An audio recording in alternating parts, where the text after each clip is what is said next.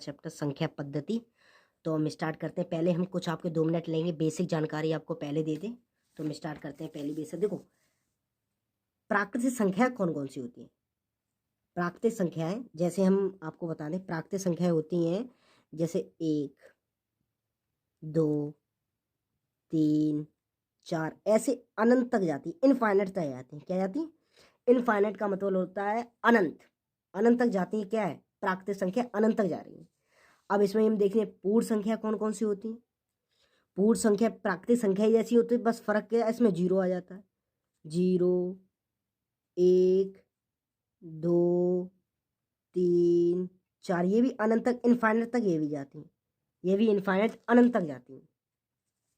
अब आ जाते हैं पूर्णांक संख्या कौन कौन सी होती हैं। प्राकृतिक संख्या और पूर्ण संख्या से पूर्णांक संख्या बनती है, ये आप याद रखें। जैसे यहाँ पे 0 है, यहाँ पे 0, तो यहाँ पे क्या होगा? यहाँ पे +1 होगा।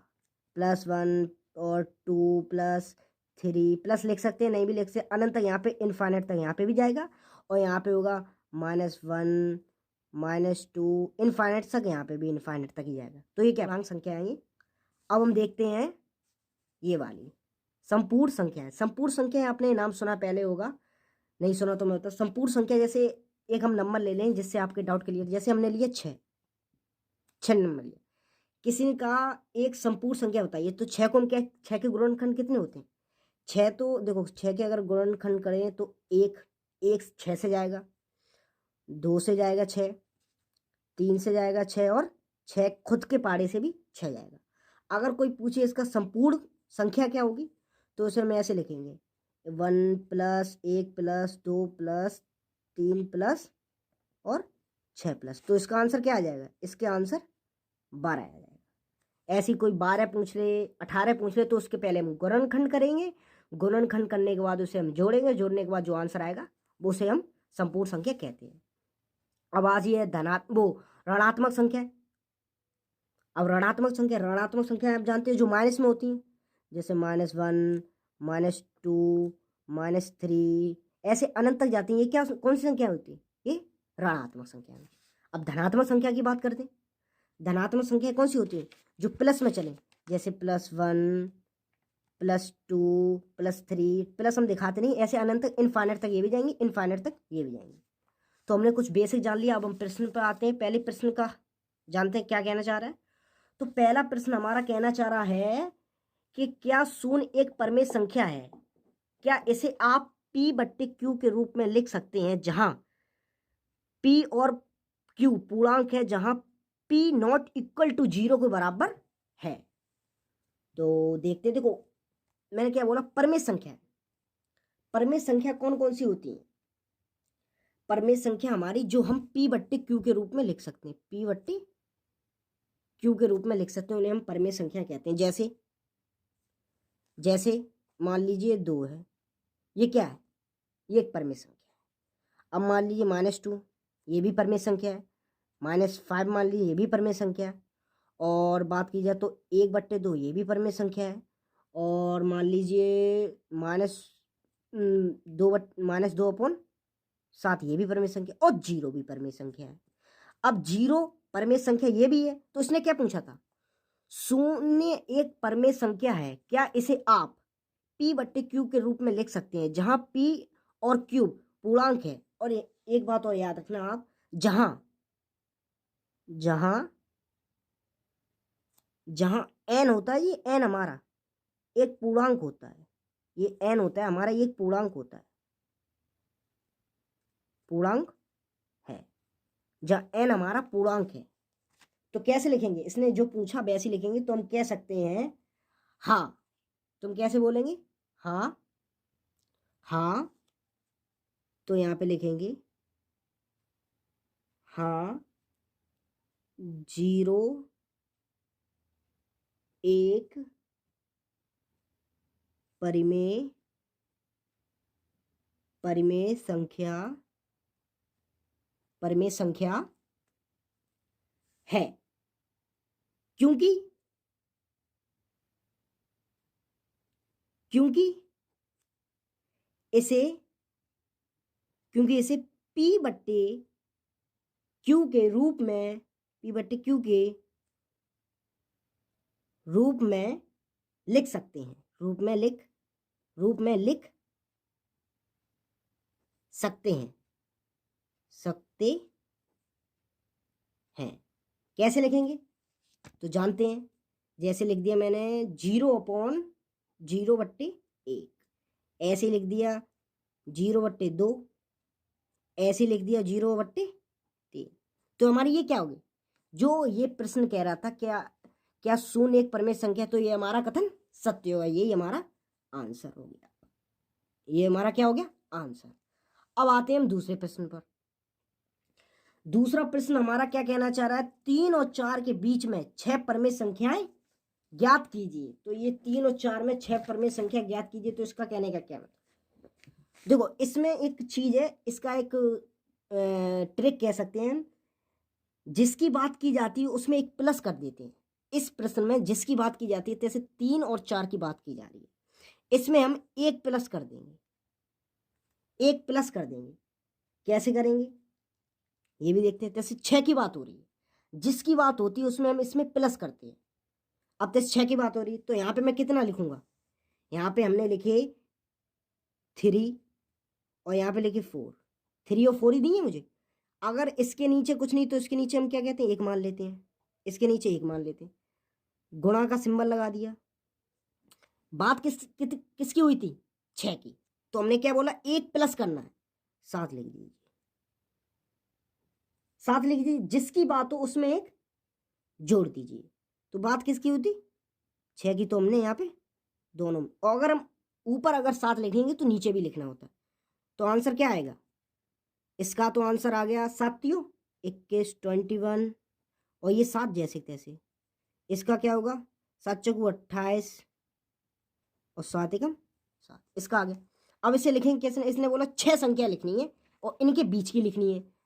तो 21 के बाद कितने आते हैं, आप कहेंगे 21 के बाद 22 आते हैं, 22 के बाद 23 आते हैं, 23 के बाद 24 आते हैं, 24 के बाद 25 आते हैं, 25 के बाद 26 आते हैं, 26 के बाद 27 आते हैं। 6 संख्या की बात हुई थी, तो जोड़ लीजिए 1 2 3 4 5 6, 6 संख्या, और 7 है सबके नीचे, तो 7 लगा दीजिए, सबके नीचे 7 लगा दीजिए, और यही आपका आंसर हो जाएगा। ये आपका क्या हो जाएगा आंसर, यही आपका आंसर बिल्कुल राइट हो जाएगा। जो उसने बोला था 6 संख्या बोली थी, 6 संख्या हमने लिख दी। अब हम चलते हैं तीसरे प्रश्न पर। तो अब आ गए हम अपने तीसरे प्रश्न पर। तो तीसरा प्रश्न हमारा क्या कहना चाह रहा है, इसे भी देख लें। 3/5 और 4/5 के बीच में 5 परमेय संख्या लिखी, इसमें क्या करना है, उसमें एक प्लस करना था, इसमें दुगना करना है। बात किसकी हुई है, 5 की, तो 5 के दुगने माने इसमें ऐसा करना है, इसमें दुगना करना है, इसमें दुगना करना है जिस संख्या की बात हुई है इसमें उस संख्या का दुगना करना है। जैसे बात किसकी हुई, 3/5 और 4/5, इसकी बात हुई। बात किसकी, 5 संख्या लिखनी है हमें, तो 5 का दुगना कितना करना पड़ेगा, 5 का दुगना 10। अगर हम, और ये कहता है रूल्स, अगर हम ऊपर गुणा 10 का करेंगे तो नीचे भी हम 10 का ही करेंगे, ये रूल्स है। ऊपर 10 का करा तो नीचे भी 10 का करेंगे, तो वही प्रोसेस वही है। ये कितने आ गए 30, और नीचे कितने आ गए 50। वैसे यहाँ पे कितने आ गए 40, नीचे कितने आ गए 50। अब इसने बोली 5 संख्या लिखनी है, तो 30 से आगे जाना है। 30 के बाद कितने आते हैं 31, 31 के बाद 32, 32 के बाद 33, 33 के बाद 34, 34 के बाद 35, और वो ये सबके नीचे कितने हैं 50, तो 50 लिखने हैं सबके नीचे, कितने हैं 50, सबके नीचे कितने हैं 50, 50 और 50। संख्या कितनी बात हुई थी 5, तो 1 2 3 4 5, 5 संख्या होंगी, ये हमारा आंसर है। ऐसे आप देखेंगे तो मैं आपको कह रहा हूं नंबर एक भी नहीं कटेगा, बस सिस्टमेटिक लिखना है आपको, क्रम वाइज क्रम, यही आपका आंसर हो गया। अब हम बात कर लेते हैं चौथा क्या कह रहा है प्रश्न। चौथा प्रश्न हमारा कह रहा है नीचे दिए गए कथन सत्य है या असत्य, कारण 7 अपने उत्तर दीजिए। माने ये जो कथन है, ये प्रश्न दिए हैं पहला दूसरा तीसरा, ये बताइए सत्य है कि असत्य। अब हम इन्हें भी देख लेते हैं, ये क्या प्रश्न कहना चाह रहे हैं, इन्हें भी हम देखते हैं। तो प्रश्न कह रहा है कि प्रत्येक प्राकृतिक संख्या एक पूर्ण संख्या होती है। तो मैंने आपसे क्या बोला, अभी मैंने आपको जो कराया था, मैंने ये कराया था, देखो किसकी बात चली इसमें, प्राकृतिक संख्या। तो प्राकृतिक संख्या मैंने आपको बताई कौन सी संख्या होती है, ये। और उसने क्या कहा, प्राकृतिक संख्या एक पूर्ण संख्या। मैंने क्या बोला, प्राकृतिक संख्या, जो ये प्राकृतिक संख्या ये पूर्ण संख्या ही होती है, बस जीरो लग जाता है। तो ये कथन क्या है, ये कथन आपका सत्य है। देखो अब इसमें प्राकृतिक संख्या कौन सी है, इसमें प्राकृतिक संख्या मैंने आपको बताई थी अभी, प्राकृतिक संख्या 1 2 3 4 अनंत इनफाइनाइट तक ये भी जाएंगी। और वैसे अगर इसकी बात करें तो 0 0 1, ये पूर्ण संख्या की बात हो रही, 0 1 2 3, ये भी इनफाइनाइट तक ही जाएगी। तो ये कथन क्या है, ये कथन सत्य है, सत्य कथन, यह कथन सत्य। इसने कहा था प्रत्येक प्राकृतिक संख्या एक पूर्ण संख्या होती है, यह कथन सत्य। अब हम आ जाते हैं दूसरे पे। इसमें क्या कहा जाए, प्रत्येक पूर्णांक संख्या एक पूर्ण संख्या होती है। तो मैंने क्या बोला, पूर्णांक संख्या मैंने आपको क्या बताई, ये पूर्णांक संख्या है, ये देख सकते हैं पूर्णांक संख्या जो जीरो की तरफ चले वो। और इसमें क्या बात हो रही, एक पूर्ण संख्या, पूर्ण संख्या ये रही, पूर्णांक संख्या ये है, पूर्ण संख्या ये। तो ये कथन क्या है, ये कथन असत्य होगा। ये कहना क्या चाह रहा है, प्रत्येक पूर्णांक संख्या एक पूर्ण संख्या होती है, नहीं होती है। क्योंकि पूर्णांक संख्या कौन सी होती है, पूर्णांक संख्या जो पूर्णांक संख्या होती है जो माइनस की इस तरफ चले, पूर्णांक संख्या कौन सी होती है, जैसे -1 -2 -3 इनफाइनाइट तक ये भी जाती हैं। और पूर्ण संख्या कौन सी होती है, पूर्ण संख्या जो 0 1 2 3 dot dot dot dot infinite तक ये भी जाती। तो इसने क्या, प्रत्येक पूर्णांक संख्या एक पूर्ण संख्या होती है, नहीं होती है। तो ये क्या है, ये असत्य है, असत्य है। अब आ जाते हैं हम तीसरे पे। तीसरा क्या कह रहा है, प्रत्येक परमेय संख्या एक पूर्ण संख्या होती है। परमेय संख्या मैंने आपको कौन सी बताई, परमेय संख्या आप जानते हैं जो P/Q के रूप में लिख सकते हैं।